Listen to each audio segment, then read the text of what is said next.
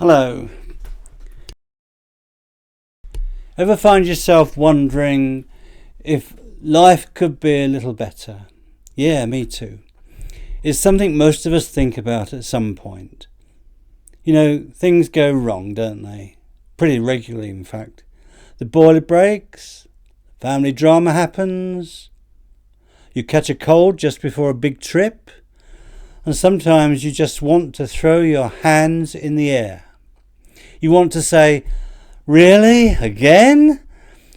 Maybe you didn't get that dream job or your house move fell through. Whatever it is, we all face setbacks, don't we? In moments like that, we tend to pause, to reflect, maybe even brood a little. You might find yourself thinking, why am I taking this so hard?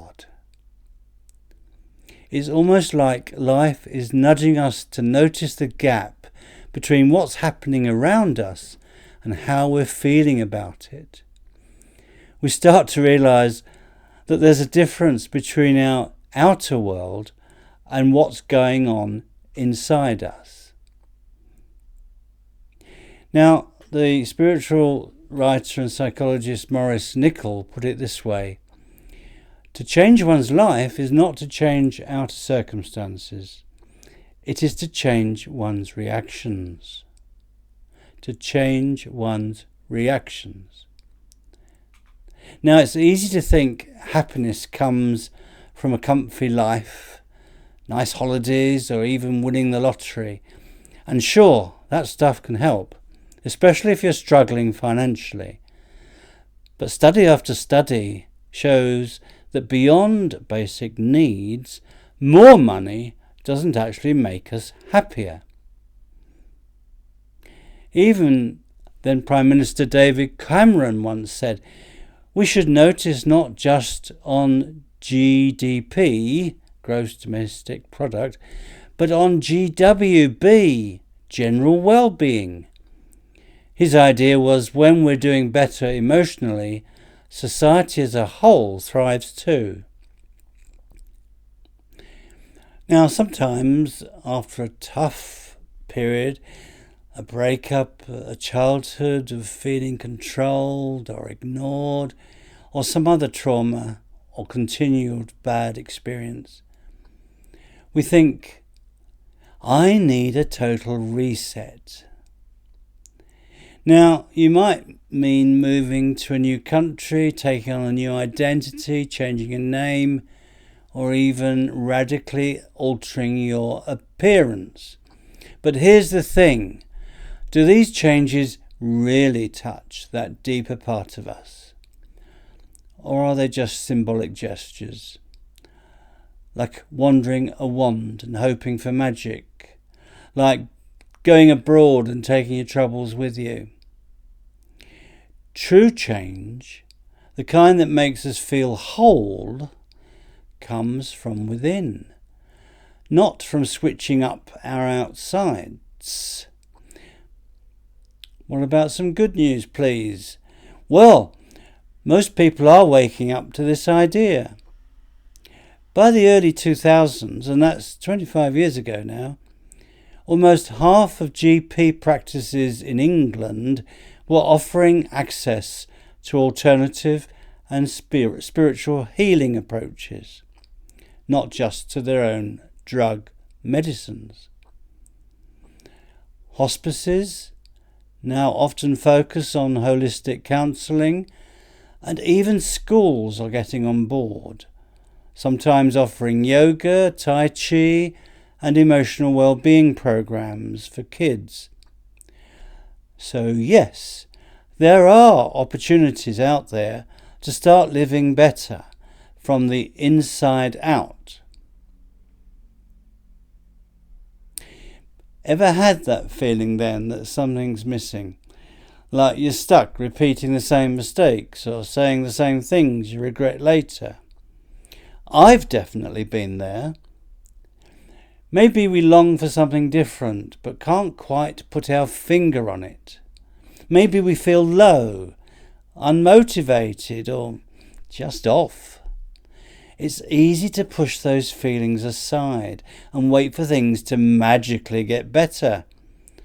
But that usually doesn't work, I'm afraid, because what's really needed is attention to what's going on inside. No wonder inner life spirituality has popped up everywhere, from wellness magazines to ad campaigns. And you hear the term mind, body, spirit and holistic almost everywhere. Because deep down, don't we know we want to feel more connected, deep down more whole, deep down more alive? But you notice yourself slipping into habits, don't you? Like overindulging, avoiding effort, or making excuses. And spiritual writers often describe this as a prelude to a kind of inner awakening that can occur to some of us. It can lift us out of that negative space. It can help us see things more clearly and truthfully. Now, Remez Sasson says it means going beyond the mind and the ego and realizing who you really are. Well, sometimes something happens, a moment in nature, a beautiful piece of music perhaps. It just hits us differently. And then you feel truly alive, like time disappears and you're connected to something bigger. One student described feeling completely one with the universe while stargazing. She was living in Australia in the outback at the time. It totally changed her perspective, even if she couldn't fully explain why. Now, psychologist Abraham Maslow called this kind of thing a peak experience. There are moments when we feel fully present, feel free from worry, and open to creative thought. Likewise, mystic and theologian Emanuel Swedenborg writes of the unlimited thoughts of angels not being bound by space and time.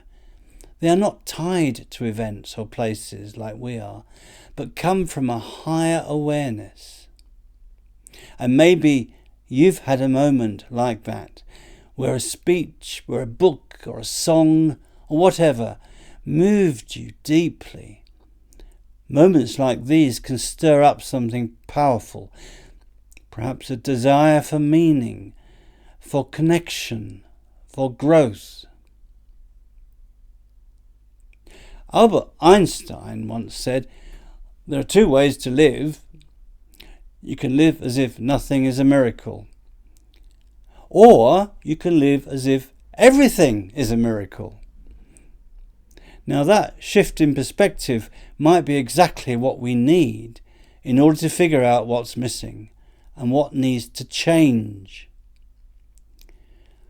And there's a line in the Gospel of Matthew, isn't there? Seek and you will find. Seek and you will find. That's the spirit we need. A mindset of curiosity and openness. Now, I would like to suggest you can nurture this in several ways. Talking about deeper stuff with friends, reading spiritual or sacred books, joining thoughtful discussion groups, listening to or watching inspiring content, going to workshops or conferences, practicing regular spiritual routines, and I'm sure you can think of other ways as well. These things can help lift us up out of the day-to-day noise, and they can connect us to something more meaningful. Big thinkers like Viktor Frankl, who survived the Holocaust, said that finding something really meaningful is what helps people endure even the worst hardships.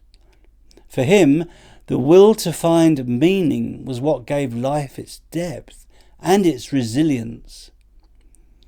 Spiritual teachings remind us that true peace does not come from what we have, but from what we are becoming. When we align ourselves, however, with something greater, then we let go of the stuff that holds us back. Stuff like greed, ego, fear. We find more than just contentment. We find purpose.